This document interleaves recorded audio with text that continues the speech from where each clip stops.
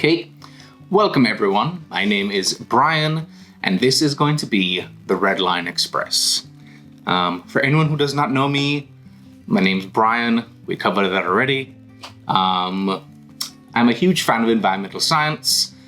Such a big fan that I studied it for like 10 years. I have a Master's of Applied Environmental Science, studied business management for a while as well. And then I decided to go work in what's called procurement. Basic rundown of what procurement is. That's the department that decides how your company spends money with other companies. I mean, it's one banana, Michael. What could it cost? $10? You've never actually set foot in a supermarket, have you? I don't have time for this.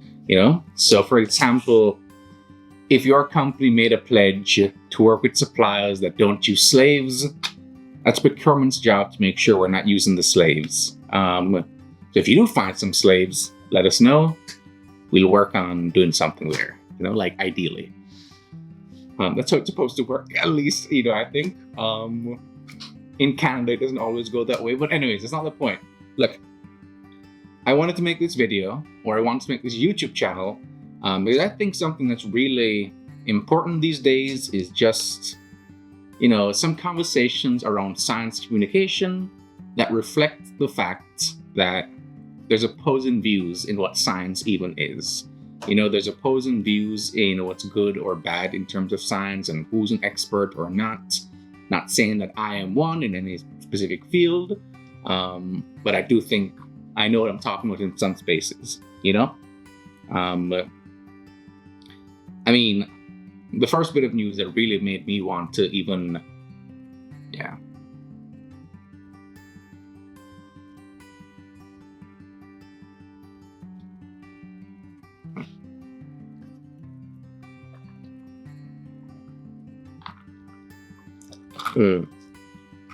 Well, I would like to thank today's sponsor. It's Giordano's in Las Vegas. It's a red cup, and when you buy the soda, they give you the cup for free. And when you go back, they give you more soda for free. So I thought that was cool. It's kind of like a circularity thing, but whatever. It's really good pizza, anyways. But it's really good. Anyways, the first video I was going to make was going to be about like tornadoes or something, right? It was going to be about this guy who spent his whole life, studying tornadoes and trying to discover how tornadoes formed and where they would pop up so he could warn people. He wanted to save lives, right? Unfortunately, the government at the time didn't really appreciate what he was doing, right? So for reference, his name was J.P. Finley, and he was a really cool meteorologist. That's a guy who studies the weather. J.P. Finley, he had 1,000 people all over the United States. And these people, he would have them spot the weather conditions that would be there before a tornado landed, right? And the idea was that if you could identify the weather, that was common before a tornado formed, you could warn people. You could be like, hey, that weather looks like what we saw before the last tornado. So, maybe it looks like a tornado's coming, right? That's the early start of an early warning system, right? The early start to the early warning system. Yeah. J.P. Finley, he got so good at this that he was able to predict 15 out of about 19 tornadoes that he tried to forecast. The unfortunate thing was, at the time, people were scared shitless of tornadoes, right? This is like the 1880s, by the way, like 1850s or whatever. And tornadoes were scary. People knew they existed. They just had no idea how to forecast them. They'll just wake up and the town would be gone. They'd wake up in the middle of their night to just be in the middle of a storm that's, taking away their roofs. It's like a nightmare. It was something that caused panic, the idea of a tornado. So the government at the time decided, hey, you know what, JP? You're kind of freaking people out. You're mentioning tornado. And look, we get it. Tornadoes are real, all right? But guess what? You're freaking out the peasants. Okay? And when the peasants freak out, they're going to do more damage. You're going to freak. It's better to keep them calm. And if the tornado hits, well, at least they go in peace, Yeah, I mean, that was basically the argument. Like, in all honesty, the government said that warning people about the tornado would cause more harm than the tornado itself, right? So yeah, in about the 1880s, 1890s, they banned the word tornado from weather forecasts. And, you know, I think it's really interesting because, again, like, you know, this was contested. You know, it wasn't like J.P. Finley just went out without a fight. And in fact, in 1890, when this was being defended by the government still, like, they're saying, like, hey, like, you know, actually, we don't want this, you know? About 100 people died in Wisconsin when a tornado touched down at a circus, right? So it was clear that tornadoes were killing people, you know? And between the 1880s up till 1950s or whatever, you know, it's not like tornadoes didn't exist. Tornadoes are landing, tornadoes are hurting people, and they were just a menace, you know? What J.P. Finley was doing, he wanted to do it to save lives, and the government didn't want to do it because they just felt it wasn't worth it. They felt it was better that people didn't know, that they were left in the dark, and basically they wanted to maintain the peace because they couldn't do any better at the time. And you know what? I don't know, maybe there's something to that, right? Because I think a really good comparison to that, or something that lends credence to why they thought people would freak out more than they should have, is you can look into this. It's called the War of the Worlds broadcast, right? So this is when, I believe it was Orson Welles was reading the H.G. Wells book, The War of the Worlds, on the radio broadcast, right? And just the idea of, you know, aliens on the news, or the way that Orson Welles was telling the story, that was enough to freak people out. Now they've parted, and the professor moves around one side, studying the object, while the captain and two policemen advance with something in their hands. I can see it now. It's a white handkerchief tied to a pole. Flag of truce. If those creatures know what that means, what anything means. Wait a minute, something's happening. Humped shape is rising out of the pit. I can make out a small beam of light against a mirror. They thought that aliens were really coming down to Earth and really taking over, right? So the idea that people would freak out at the news or freak out at the broadcast of a tornado, it's not that far-fetched. But what caused the United States government to go back into tornado forecasting, I think, is extremely interesting. And it talks to, you know, what scientists, like, for example, J.P. Finley, like, he was doing this research and he was like, look, this is going to save lives.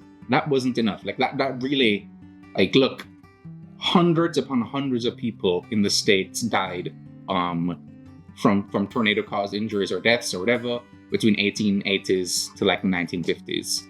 I mean, it killed people, hundreds upon hundreds of people, and that was not enough to restart tornado research. So what did restart tornado research? Well, it's this thing called money, right? So the United States government, right, they have Air Force bases all over the United States. And one year, I think it was around the 1948, 1950, like, I'll have the right time over here somewhere. Like, if you look right there, there should be like a box that says, hey, this is the year it happened. But anyways, a tornado hit one of their Air Force bases called Tinker Air Force Base near Oklahoma, right? And it freaked out the military. Like, it destroyed equipment. It caused hundreds of thousands of dollars in damage at the time. And just that one incident, they woke up the army, they woke up the military, like, whoa, tornadoes can hurt us? That's a big deal. And then, yeah, they started doing tornado research that very same day. And within the next 3 days or so, guess what? A second tornado landed down on Tinker Air Force Base. In total, about 13 military soldiers or military personnel died. And in today's dollars, about $220 million worth of aircraft was destroyed. Right? That is what caused them to start back tornado research. It wasn't the fact that hundreds of people had died up till that point, and it wasn't even the 13 service members who died at Tinker Air Force Base. It was the fact that the tornado cost them hundreds of millions of dollars in precious military equipment or government equipment. And you know, even when they started the research again, you know, they focused mainly at Air Force bases. They focused mainly around forecasts at military bases, right? And the public caught on. You know, they saw that the military was able to give, you know, early warning forecasts to their bases or their people. And so then the public started demanding. They said, hey, they can have that. Why can't we? Like, you know, are we just worth nothing? You are until you fight for more. Like that's kind of the moral, I think, of that story.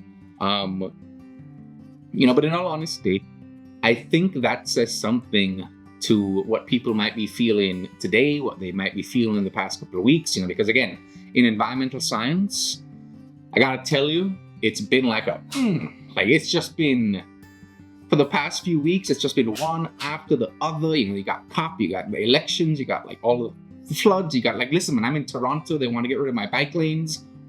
Why? It's hard.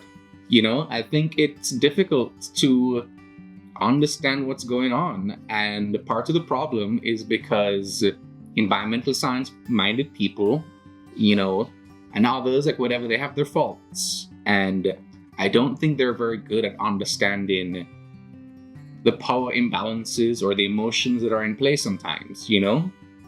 And I think the case of the tornado research is a really good example of what I'm talking about, you know? In the 1880s, you had a scientist who could predict, I mean, relatively 75% decency, I mean, 75% accuracy, whatever. He could predict tornadoes, basically. He had worked with 1,000 people to get that data. And his whole premise was that, hey, I can help you save lives. That wasn't enough. Does that sound familiar?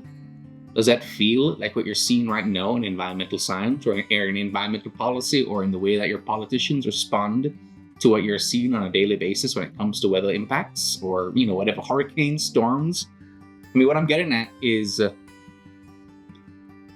whether it's the 1880s or whether it's 2025, 2024, or whatever, it simply is not enough to say that, hey, what I'm doing here, I'm doing it to make the world a better place, right? And yeah, that's kind of sad, I think. Like, I get it. It hurts, you know? But it's not like tornado research never came back, right? It just required people in power, whether by physical demonstration or just better theoretical examples or explanation, that, hey, this thing that you don't think is important, it can actually affect you as well, you know? For instance, you know, when the flooding happened here in Toronto earlier this year, you know, we saw all these videos of floods and we saw all of this, you know, catastrophe on the highways. Do you know what got, you know, real focus in the news? You know what showed up?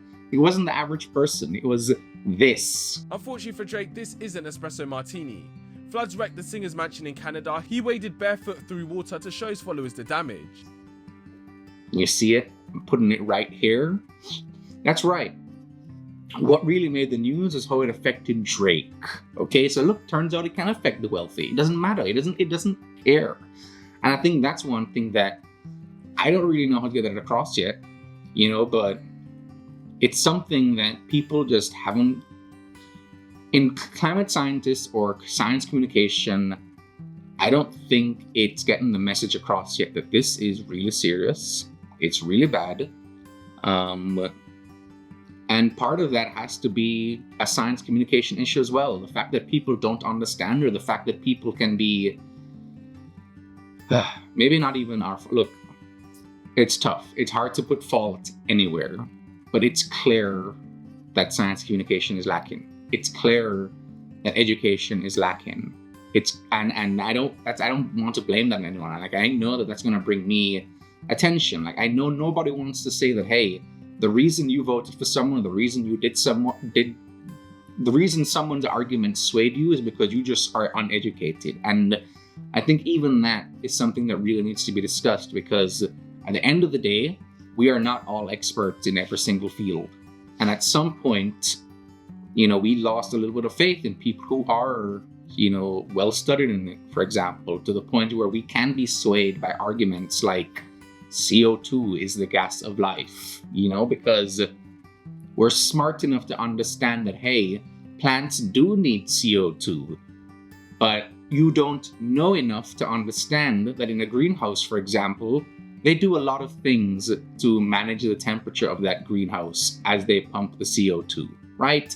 So in real life or in the earth, yeah, we can pump the CO2 and maybe the plants will get better, but we cannot control the thermostat, right?